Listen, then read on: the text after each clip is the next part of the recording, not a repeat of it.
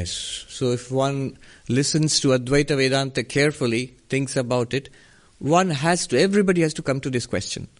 If we are already Brahman, if you're already the Absolute, then what is the purpose of appearing as a sentient being and going through all these struggles, the suffering of life, and then the gradual awakening and following the spiritual path and coming to an enlightenment and realizing that you're Brahman, which you already were? So what was the purpose of the whole thing? The answer is contained in the question itself. He mentions causality there.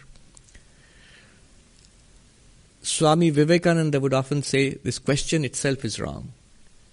We can ask, why is this question wrong?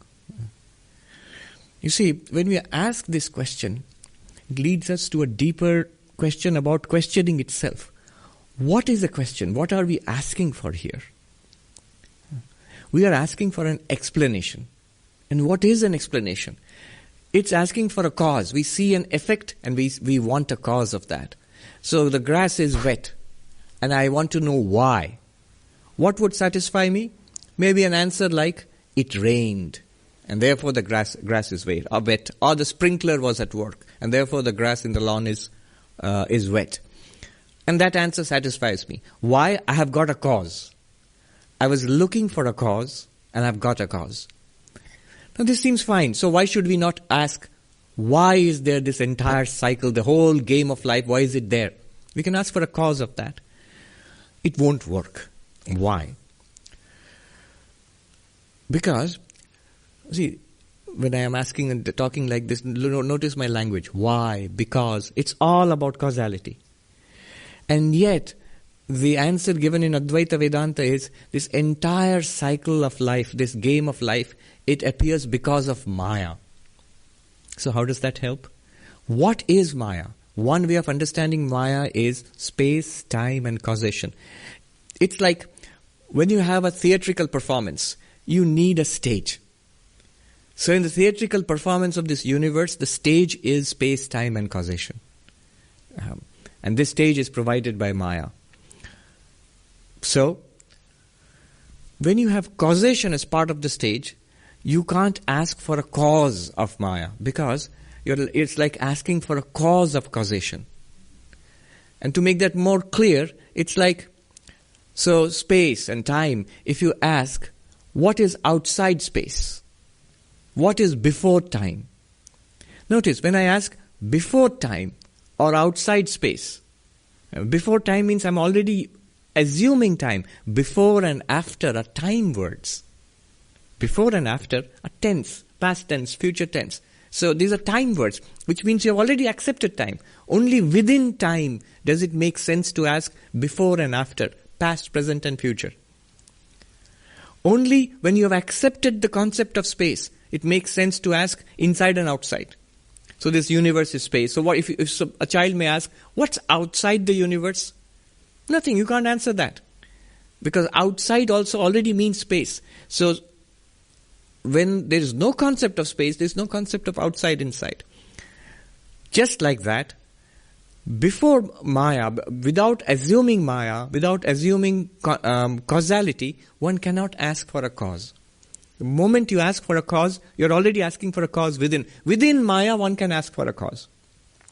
But about Maya itself, one cannot ask for a cause. It's just as meaningless as to ask what is outside space, what is before time. Similarly, what is the cause of cause? Cause of causality. It doesn't work. So that's a logical answer. Why one cannot meaningfully answer this question. But one should be able to understand logically why it is not possible to answer it. Now the question was, is there no answer until one is enlightened? That is true. That is true. I like this. One of our senior Swamis said, it's on our side there is only the question and no answer. On the side of those who are enlightened, they don't seem to ask this question. They have the answer but not the question. Now, the question is gone and dissolved. It's not a problem to them. After enlightenment, it's not a problem. That's why in the Himalayas, the monks have a saying that when somebody asks a question about Maya, they would say, माया को प्रतिष्ठित मत कीजिए महात्मा जी, माया को काटिए. Don't try to establish Maya, oh monk. Try to go beyond Maya. Try to negate Maya. So when you are asking why this happens, one wants a reasonable, logical answer. But there's no reasonable, logical answer because this world, from an Advaitic perspective, never was. It's like a riddle, it's like a mystery, so it never was. It's an appearance. There is no reasonable, logical answer within the dream for a dream. I give the example of being chased by a lion in a dream. Now if I ask, where did this lion come from? The real answer is there is no lion, wake up. But if I won't accept that answer, no, I see a lion, you must give me an answer. Then you have to say the lion came from the jungle. But where in the jungle? Well, from its daddy lion and the mummy lion. And where did they come from? Oh, they came from their parents. And where did that come from? There's no end to this, you can see. And none of it is actually true. So that is the answer, or non-answer, if you will. What is to be done? See, this is a path. It is to be walked upon. Accept that Advaita Vedanta is telling me you are Brahman. Our immediate reaction is, I don't know. I don't know that.